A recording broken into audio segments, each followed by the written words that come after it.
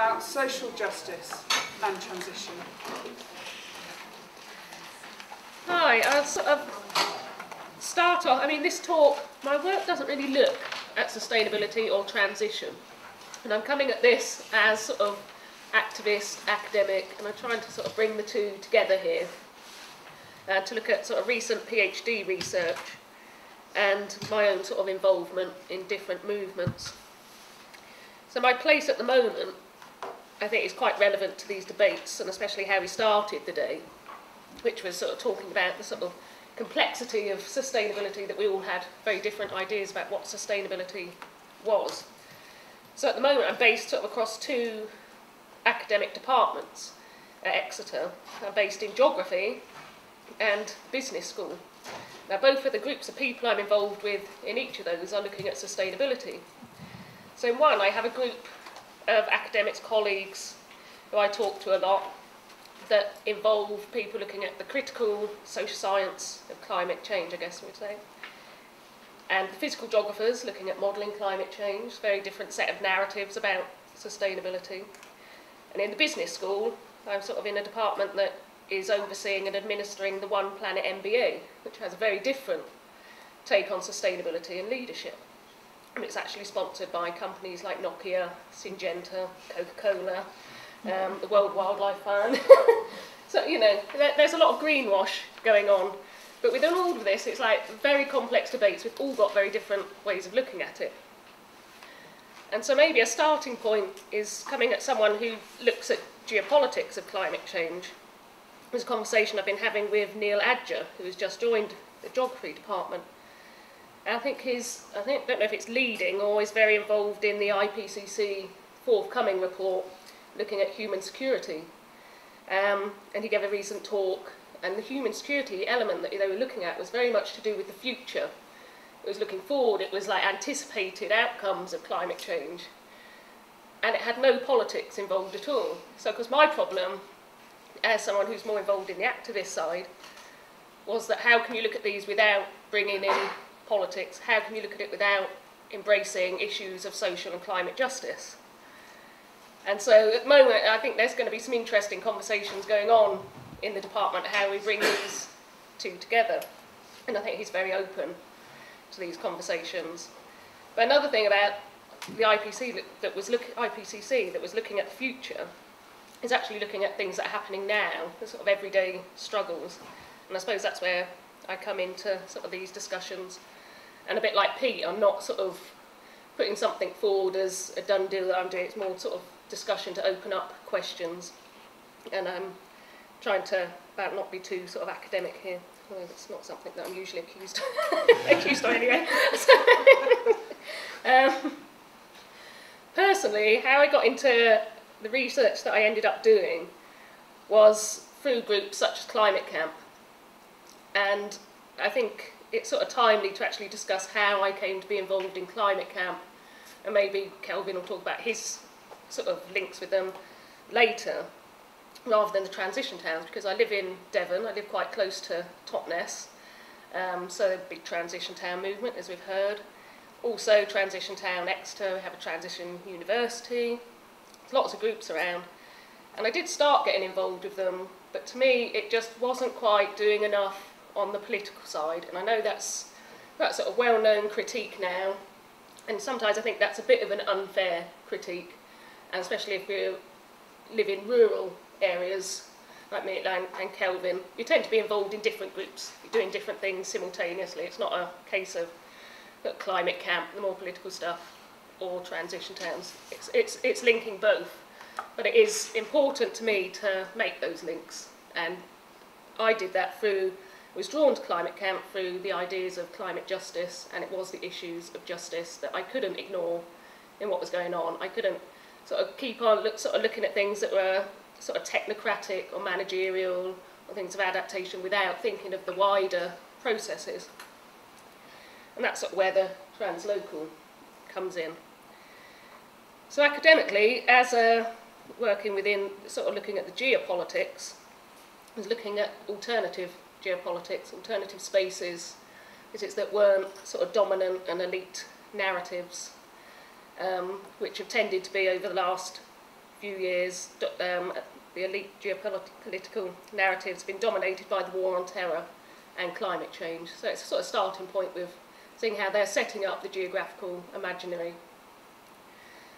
Both of them looking at issues of security. So this is a sort of starting point. Simon Dolby has written sort of widely on geopolitics and security and climate change.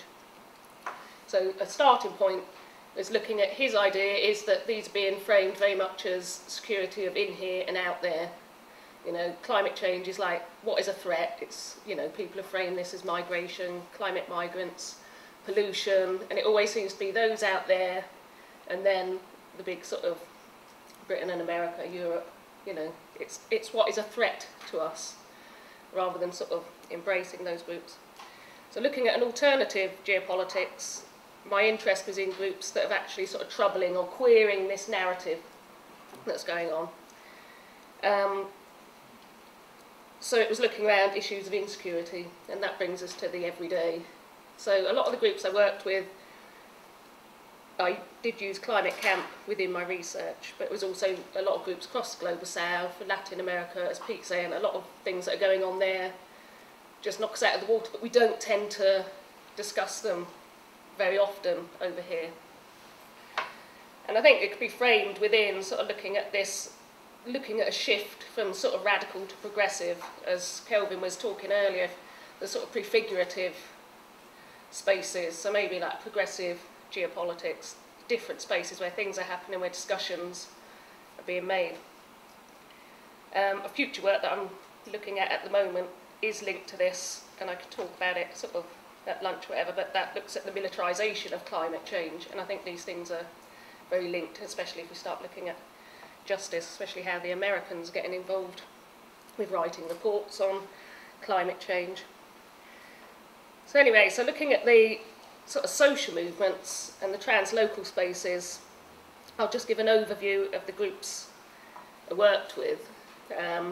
These were both in the lead up to the talks in Copenhagen, the UN COP15 in 2009. And it was an interest of how groups could work together under this area of looking at insecurities, but also looking at the idea of new securities. And here, I've got this photo, this came through, this was a demonstration on the 20th of June in Rio, because there's another large-scale People's Summit happening in Rio. This time it seems to be very much guided by the indigenous people's groups. And I'm only just starting to get a lot of feedback back from the groups. But it's, I found it really interesting to sort of compare it to what was going on in Copenhagen, have we sort of moved forwards and... Okay. Very timely, yes. I'll do it. But I just sort of loved this picture of like people coming together, and it's, as someone said earlier, I don't know if it was Pete or whether it's but you know, some of this stuff is about inspiration. It's about inspiring people to change or to get involved or just to think about things. And what I like about these going on and the movements I worked with was just getting people to think differently. I mean, academically, we can look at sort of Arendt or Rancière now on these things. Actually, do you continue to do something that's feeding into the status quo? Or do you do something that troubles that and actually critiques it? Do you take action? And that was what all the groups I was involved with were doing. But how would that come together in Copenhagen? You know, that was a different matter altogether. So sorry if I keep looking at my my notes. I try to sort of position where I am. So looking at the different forms of insecurity and how they were addressed by the groups was something I'm interested in, and I think something that I think it's important to these debates on sustainability, and hopefully it will open or feed into some of the discussions that are going on elsewhere today. Climate Camp was, or the Camp for Climate Action, was one of the major groups I was involved with, as I said, and I actually see it as beyond the climate camps, but the climate camps have been an important space that they act through. I don't know what people know about the Camp for Climate Action, but I give a sort of potted snapshot, which was that it started in about, I think it was 2006. Most people say it started in a pub in Manchester, a small group of people.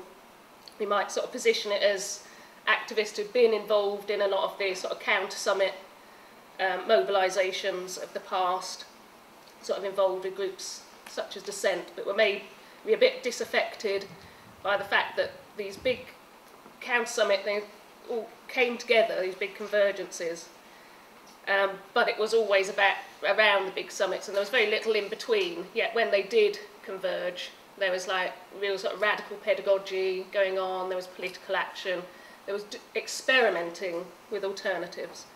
So I think people wanted to do that sort of more frequently and see if, you know, you could do that in different spaces, and it didn't have to be sort of countering a large mobilisation where a large summit where you tended to get more police involved.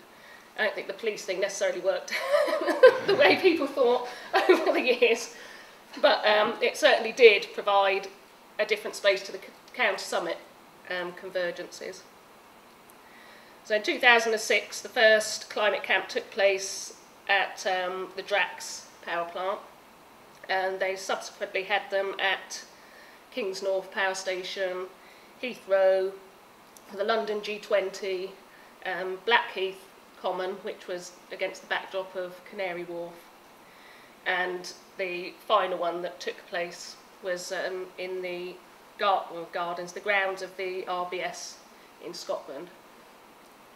But each of these have tried to set up spaces where, as I said, there's radical pedagogy, so there's lots of workshops on climate change, climate justice, on alternatives, and doing that in an alternative way.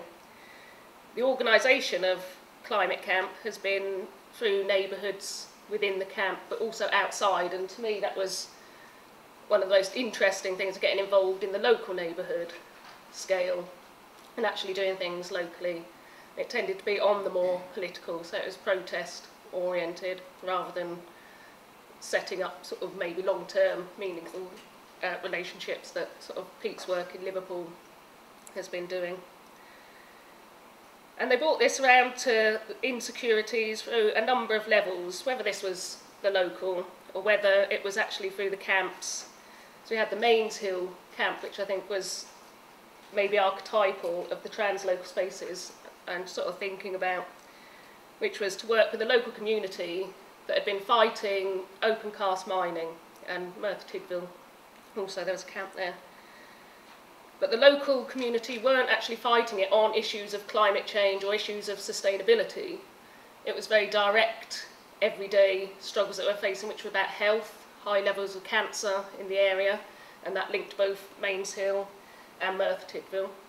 So there's high levels of cancer, high levels of just dirt pollution, everyone's houses covered in it. They're talking about lorries, you know, it was a very direct impact on their everyday life. So Climate Camp joined an existing camp that was the Mains Hill Solidarity Camp, and actually started to flesh these debates out. And I think what's been quite important use of Climate Camp is to work with local communities and actually start troubling these narratives that they've been caught up in, because actually their arguments would just be countered by things like for new jobs, you know, certain localised issues, but actually linking up the groups and talking, and so that they could see they fitted into a bigger picture, because I think there'd been very little interaction between people in Mains Hill and Merthyr, let alone people in Mains Hill, Merthyr, and maybe someone in a copper mine in Africa, or different, you know, when you start seeing these things as linked up, and you could put people from different movements into conversation, then it starts to take on a different take. You know, you're grounding these global debates and linking them to everyday problems that are going on in the ground, or in the ground.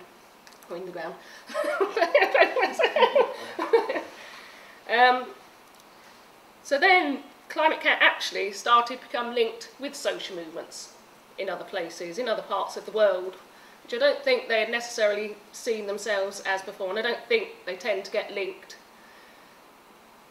It's quite a British thing actually, rather than European, but to be quite separate in our social movements. I don't think we do enough solidarity work with other movements.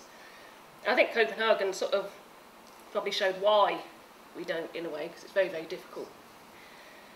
So some of the other groups was linked to climate camp, but was for a climate caravan that travelled through Europe. And this was incredibly interesting because it had 90 activists, mainly from the global south, but some from Europe, representing really diverse groups. And as Dave Featherstone has talked about, there was a lot of internal contestation going on between the groups,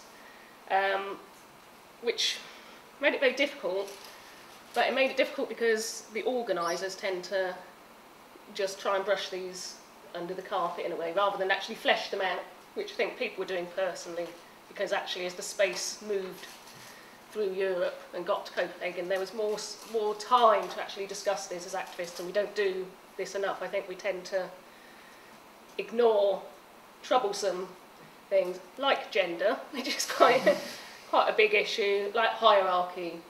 And this just what the, organisers are always, no, we'll just go out, we've got our banners, system change, not climate change, that's fine, It was literally hiding behind the banners quite a lot, and not embracing these.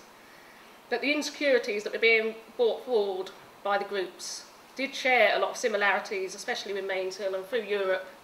We're working with groups in Europe, sort of the anti-airport groups, small-scale community groups, the sort of equivalents of transition towns that were going on throughout Europe, and actually bringing groups together. And I think it was really, really fruitful thing to do, mainly because a lot of groups in Europe would tend to come up with the same argument, which was, how much money do you want? What do you want? You're from Africa, tell us how much money you want. And it wasn't about that. It was about issues of sort of justice and equality, not all being the same, but having the same equality, sort of freedom. But a lot of these brought up things that were difficult on going to Copenhagen, which was a lot of people, a lot of groups were actually suffering at the hands of green initiatives, which is another thing that I think Climate Camp's addressed. And I don't know about transition towns so much, because they don't tend to, my involvement with it hasn't tended to address these issues. So there were sort of Philippine fishers who were being affected by new sort of conservation areas around, but it has sort of let the big fishing fleets then that can go out further, can fish, putting out the small fishing, the subsistence farmers out of business. There was representatives from Oaxaca who would talk about green energy and the land grabs that have been going on. So in one case in Cologne, there was a massive argument between sort of nuclear activists we had, green energy activists, and people not wanting the green energy, but it's not that they're not embracing green energy, they just don't want to lose their land for this wholesale corporate energy. So sort of massive debates going on there. And then there was sort of activists in southern India who were working on gender and also class rights. So the way that the Talis, female Talis, are going to be affected far more than a lot of other groups in India. And it's, but they're coming out with amazing schemes, permaculture schemes, radical pedagogical schemes.